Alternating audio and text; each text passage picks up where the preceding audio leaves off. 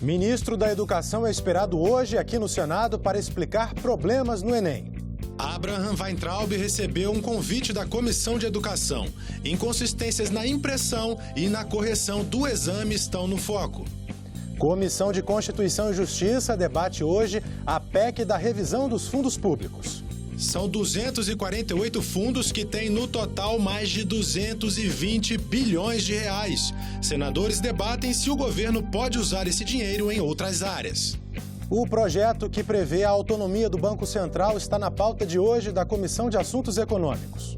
O projeto em análise aqui no Senado pretende impedir interferências externas nas decisões do Banco Central. E na estreia da série especial sobre o coronavírus, os perigos das fake news. Registros horrorosos de gente caindo morta, de filmagens de apocalipse, tudo isso é falso. Hoje é terça-feira, 11 de fevereiro, e esses são os destaques do Senado Notícias que começa agora.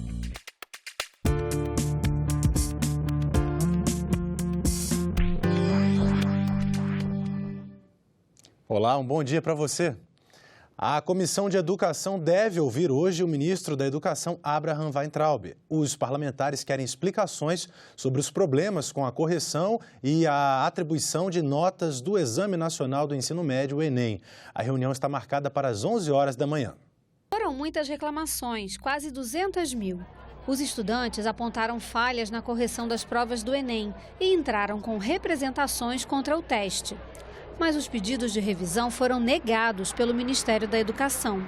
No entanto, pouco tempo depois, o MEC admitiu os erros e revisou as pontuações. A justificativa foi uma falha na gráfica que imprimiu as provas. Por causa das cores diferentes dos testes, as respostas de uma teriam sido associadas ao gabarito da outra. Foram identificados erros em pelo menos 6 mil provas. O desempenho do estudante no Enem é critério para concorrer no Sistema de Seleção Unificada, o SISU, que oferece mais de 230 mil vagas nas universidades federais de todo o país. O ministro da Educação, Abraham Weintraub, foi convidado pela Comissão de Educação aqui do Senado para explicar as falhas na correção do Enem e a contratação da gráfica. Ele também deve ser questionado sobre erros de gestão apontados por um relatório da Câmara dos Deputados. Está feito o convite para o ministro estar aqui na próxima terça-feira para nós discutirmos as questões das problemáticas do Enem deste ano que passou. No início do mês, parlamentares foram ao Supremo Tribunal Federal pedir o impeachment do ministro da Educação. Eles acusam Abraham Weintraub de crime de responsabilidade por conduta contrária aos princípios de transparência, eficiência e impessoalidade. Weintraub também é acusado de quebra de decoro pelas manifestações em redes sociais e na Câmara dos Deputados. Durante uma audiência pública, ele acusou as universidades de promoverem plantações de maconha. O pedido de impeachment também cita ineficiência na condução de políticas de alfabetização e omissão sobre o uso de recursos resgatados pela Lava Jato. A Comissão de Constituição e Justiça faz hoje 2 audiências públicas sobre a PEC que dá mais flexibilidade para o gasto dos fundos públicos. A proposta de emenda à Constituição faz parte do Plano Mais Brasil. Vamos ver então uma reportagem que explica essa proposta de revisão dos fundos. O FUST, Fundo de Universalização dos Serviços de Telecomunicações, é abastecido com 1% do faturamento das operadoras do setor. Ele foi criado para, entre outras coisas, financiar serviços para a população de baixa renda. A implantação da banda larga em escolas públicas, por exemplo. Os recursos do FUST só podem ser aplicados nas finalidades previstas na sua criação. Aliás, essa é a característica de todos os fundos. O Fundo de Marinha Mercante, com quase 9 bilhões de reais. O ministro Tarcísio, da Infraestrutura, precisa de 100 milhões de reais para duplicar uma estrada, para atender uma necessidade urgente de um problema dentro do seu ministério. E não pode contar com esses recursos, os recursos estão aí parados há longos e longos anos. Alegando que o dinheiro fica amarrado, o governo encaminhou uma proposta que acaba com todos os fundos não previstos na Constituição Federal, nas Constituições estaduais e nas leis orgânicas municipais. Na esfera da União, hoje são 248, nos quais estão estocados 220 bilhões de reais. Se os fundos forem extintos, o dinheiro acumulado vai para a conta única do Tesouro Nacional, estadual ou municipal. Os recursos serão usados para abatimento da dívida pública. No Orçamento Federal de 2020, o gasto previsto com a dívida passa de 917 bilhões de reais, montante que poderá ser reduzido com a liberação do dinheiro retido nos fundos. O relator acrescentou destinações. Combate à pobreza, que é fundamental na situação que nós estamos vivendo hoje, com muitos brasileiros abaixo da linha da pobreza, 15 milhões de brasileiros, outros com a renda muito pequena, em torno de R$ 413 por mês para 104 milhões de brasileiros, e depois para investimentos em rodovias, em ferrovias, interiorização do gás e principalmente para a revitalização da bacia do Rio São Francisco, que é uma das minhas lutas aqui no Senado Federal. Temos que revitalizar o Rio São Francisco para garantir água para os estados receptores das águas do Rio São Francisco. Os fundos poderão ser recriados, mas somente por lei complementar, aprovada pelo Congresso, Assembleias Legislativas ou câmaras municipais, conforme o caso. O prazo para a recriação é o fim do ano seguinte ao da promulgação da emenda constitucional que acaba com os fundos. Os fundos previstos na Constituição Federal ou nas estaduais ou em leis orgânicas municipais estão preservados, assim como o FAT, Fundo de Amparo ao Trabalhador, que não está previsto na Constituição, mas tem finalidade prevista na Carta Magna. O FAT, FNO, FCO, FNE do Nordeste, Fundeb, Fundo Nacional de Saúde, FPE, FPM, enfim, todos esses fundos constitucionais são resguardados nessa proposta de emenda constitucional. As duas audiências públicas da CCJ sobre a PEC da revisão dos fundos estão marcadas para as 9 horas da manhã e as 2 da tarde de hoje. A autonomia do Banco Central está na pauta da Comissão de Assuntos Econômicos, que se reúne daqui a pouco às 10 horas. A pauta é prioridade do governo e também do Senado. E o próprio presidente do Banco Central, Roberto Campos Neto, defendeu a autonomia da instituição em audiência pública na Comissão de Assuntos Econômicos no fim do ano passado. O projeto em análise aqui no Senado pretende impedir interferências externas nas decisões do Banco Central. O texto estabelece mandatos fixos de 4 anos, permitida uma recondução para toda a diretoria. E o mandato do presidente da instituição começaria no 3º ano do mandato do presidente da República. A matéria foi aprovada na comissão, mas como recebeu 2 emendas em plenário, voltou para ser analisada novamente pelos senadores da Comissão de Assuntos Econômicos. Uma das emendas é do senador Eduardo Braga. Fizemos uma emenda no projeto do senador Plínio exatamente para que nós possamos ter na autonomia do Banco Central o quê?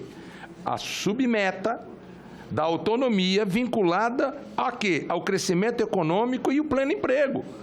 Porque eu não consigo entender um banco central autônomo sem que tenha compromissos com uma meta de inflação, uma meta de emprego, uma meta de crescimento do PIB, sob pena de nós estarmos delegando a terceiros aquilo que a democracia pelo voto direto nos dá, que é a representatividade da população brasileira. A proposta que o governo defende para ser aprovada é a que está em tramitação na Câmara dos Deputados, mas que é de autoria do Executivo. O autor do projeto do Senado, o senador Plínio Valério, quer que o protagonismo da matéria seja do Congresso Nacional. Se a gente não seguir o nosso ritmo normal, um pouquinho acelerado, nós vamos mais uma vez largar o protagonismo e estar a reboque de um projeto do governo.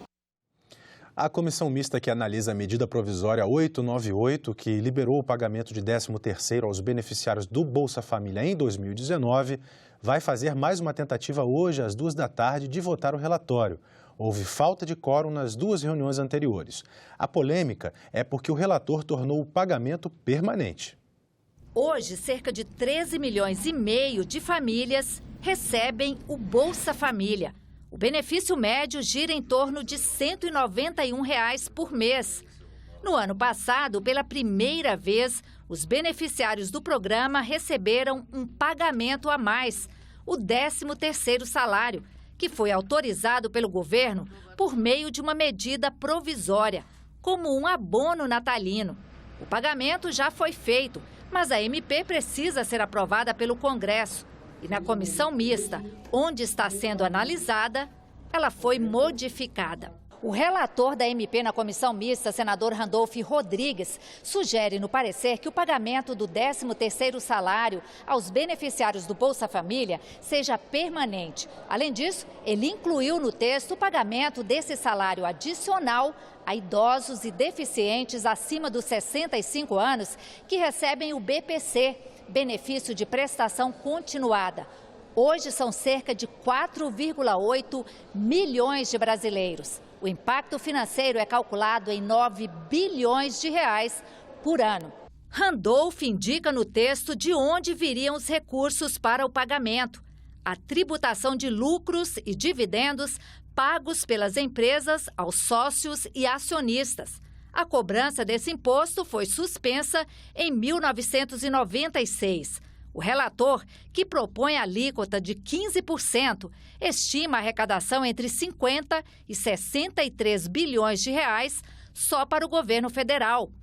Outra fonte de recursos apontada é o aumento da CSLL, Contribuição Social do Lucro Líquido dos Bancos, de 15% para 20%, estabelecida pela reforma da Previdência, que entra em vigor em 1º de março. A mudança no texto provocou polêmica e a votação do parecer foi adiada 2 vezes na semana passada por falta de quórum. Nesta terça, a comissão vai tentar mais uma vez votar o relatório. A medida provisória precisa ser votada até o dia 24 de março, caso contrário, perderá a validade. A minha equipe procurou a equipe econômica do governo. Não conseguiu os dados da equipe econômica do governo, embora estivesse procurando. Foi necessário nós contarmos com o trabalho competente dos consultores daqui da casa, que fizeram a estimativa do impacto. O nosso relatório é um relatório enxuto, que não traz impactos financeiros orçamentários graves para os cofres da União e aponta a origem, a fonte de recursos para suprir as demandas de ampliação do benefício de 13º para aqueles que recebem o benefício da prestação continuada. A comissão mista, instalada para investigar a propagação de notícias falsas na internet, se reúne hoje para ouvir um ex-funcionário de uma empresa suspeita de espalhar fake news durante a última eleição presidencial. A primeira reunião do colegiado nesta semana vai ouvir Hans River, ex-funcionário da empresa de marketing digital Iacols, que é investigada por suspeita de propagar notícias falsas durante as eleições de 2018. O requerimento para a participação do ex-empregado foi apresentado pelo deputado Rui Falcão. Na quarta-feira, a CPMI recebe representantes de empresas de telefonia. De acordo com os requerimentos de convocação apresentados pela deputada Luziane Lins, os depoimentos dessas corporações são fundamentais para os trabalhos da comissão. O senador Ângelo Coronel, que preside o colegiado, também apresentou o requerimento, convidando o presidente do Conselho Diretor da Anatel para debater métodos de combate às fraudes em cadastros de telefones pré-pagos. Estamos já com oitivas preparadas, já agendado com as plataformas sociais, com as empresas de telefonia, para a partir daí a gente começar a lavrar junto com a relatora o relatório final para que seja apreciado em plenário e a gente possa a partir daí ver quem merece ser indiciado criminalmente. Vamos conferir agora o que está previsto nas outras comissões do Senado para amanhã desta terça-feira. Vamos ver aqui, às 9 horas, uma audiência pública na Comissão de Direitos Humanos debate o direito do trabalho, com foco aí na reforma administrativa. Às 9h05, a CPI criada para acompanhar os desdobramentos da investigação e assistência a familiares e vítimas da queda do avião da Lamia, na Colômbia, em 2016, faz audiência para ouvir o procurador Carlos Humberto Prola Júnior sobre a atuação do Ministério Público nessa investigação. A CPI também vota requerimentos nessa reunião. Às 10 horas da manhã, a comissão mista da medida provisória 905 faz audiência pública. Senadores e convidados debatem as mudanças trazidas à legislação trabalhista com o chamado contrato verde-amarelo. Às 11 horas da manhã, a Comissão de Infraestrutura faz reunião para examinar projetos. Um deles é o que torna, o que isenta de tributos e encargos federais a parcela da fatura de energia elétrica cobrada a título de bandeira tarifária. Às 11h30 da manhã, reunião deliberativa da Comissão de Meio Ambiente. Na pauta, um dos projetos é o que inclui como diretriz do Plano Nacional de Gerenciamento Costeiro o controle da erosão marítima e fluvial. Então agora vamos saber os destaques da pauta do plenário para esta semana com a repórter Érica Christian. O plenário do Senado deverá votar em primeiro turno a proposta de emenda à Constituição que vai permitir que os brasileiros tenham dupla cidadania. E os senadores poderão garantir a estabilidade no emprego por 5 meses para quem adotar crianças e o acesso do cidadão a informações sobre profissionais registrados no Conselho Federal ou nos conselhos regionais de suas atividades. Também estão na pauta a proibição da venda de produtos fumígenos, a exemplo de narguilés a menores de idade e a instituição da Semana Nacional de Prevenção, Conscientização e de Tratamento da Microcefalia. E os senadores poderão analisar também a criação da identidade profissional de radialista, a possibilidade de conciliação não presencial em juizados especiais cíveis e o título de capital nacional do chocolate artesanal para a cidade gaúcha de Gramado. E o Congresso Nacional tem reunião nesta quarta-feira. Vamos então ao vivo com os detalhes. Quem traz é a repórter Isabela Dutra. Bom dia, Isabela. Bom dia, Tiago. Bom dia a todos. O Congresso Nacional se reúne nesta quarta-feira, às 14h, para analisar 4 vetos do presidente Jair Bolsonaro a matérias aprovadas aqui no Legislativo. O primeiro veto é o projeto que regulamentava a interceptação de correspondência de presos para fins de investigação criminal. A justificativa do veto é de que isso poderia gerar insegurança jurídica por causa da inviolabilidade da correspondência. O segundo veto é o projeto que isenta do imposto sobre importação componentes para geração de energia solar. A justificativa do veto é de que não há indicação de medidas de compensação. O terceiro veto é o projeto que autoriza a criação da Sociedade de Garantia Solidária por microempresas que precisam tomar empréstimos financeiros. E o quarto veto é sobre a Lei de Diretrizes Orçamentárias para este ano, que traz as definições para o orçamento de 2021. O presidente vetou 10 itens, entre eles, esse veto autoriza o contingenciamento de despesas com pesquisas e inovação para instituições como Embrapa, IBGE, IPEA e Fiocruz, Fundação Oswaldo Cruz. O governo justificou o veto com o argumento de que criam rigidez orçamentária e dificultam a execução de políticas públicas. Entre os dispositivos vetados também na LDO está o trecho que determinava que a execução de emendas parlamentares seguisse indicações de beneficiários e a ordem de prioridades feitas pelos autores, pelos parlamentares. Na mensagem encaminhada ao Congresso, o governo alega que esse dispositivo é contrário ao interesse público. Tiago. Obrigado, Isabela. Notícias falsas, cenas de crimes, violações de direitos, abusos de todo tipo. Como fortalecer a sociedade para reagir a isso? O tema foi discutido em audiência pública na Comissão de Direitos Humanos ontem. O foco foi para uma ferramenta que está chegando aí, é o Eu Fiscalizo. Um aplicativo à disposição de qualquer pessoa para que possa denunciar conteúdos impróprios. O Eu Fiscalizo, ele tem como objetivo a adesão da sociedade que participe ativamente no monitoramento da qualidade da programação das emissoras de TV aberta comercial, a TV por assinatura, o serviço de streaming, jogos eletrônicos, espetáculos, cinema, publicidades e as mídias sociais. Todos os conteúdos que não forem adequados, principalmente violência, sexo e nudez e drogas, a fake news e a violação de direitos humanos. Para esta debatedora, no caso de programas policialescos na TV, direitos são desrespeitados a cada dia. Quando um jornalista, radialista ou apresentador afirma que determinado indivíduo ou grupo de indivíduos cometeu um crime,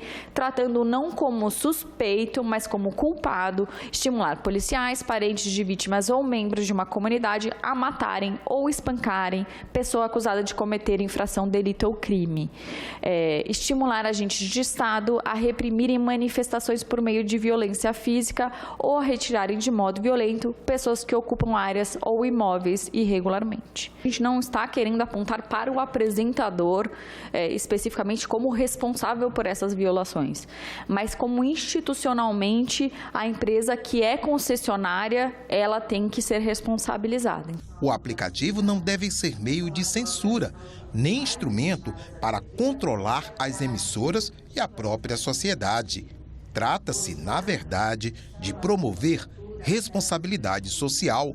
Como fazer isso sem censurar? Como fazer isso sem colocar censura prévia?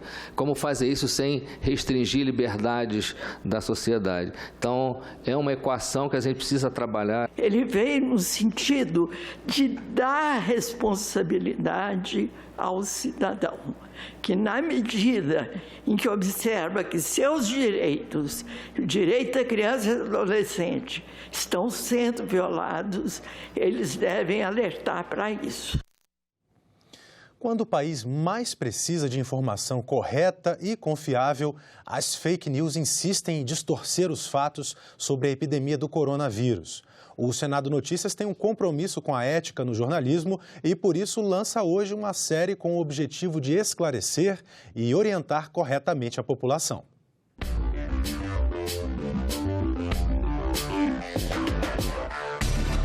O novo coronavírus foi detectado na China.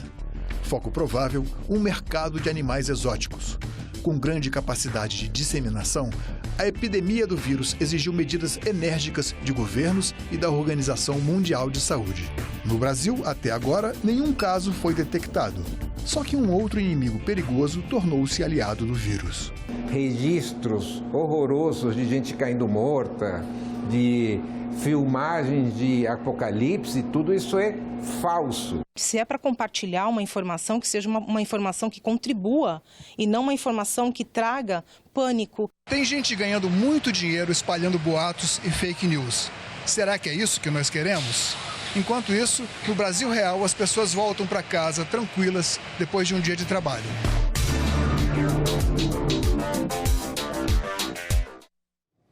E nós ficamos por aqui. Você pode rever as reportagens desta edição na nossa página na internet, senado.leg.br/tv. Muito obrigado pela sua companhia e continue sintonizado aqui na TV Senado.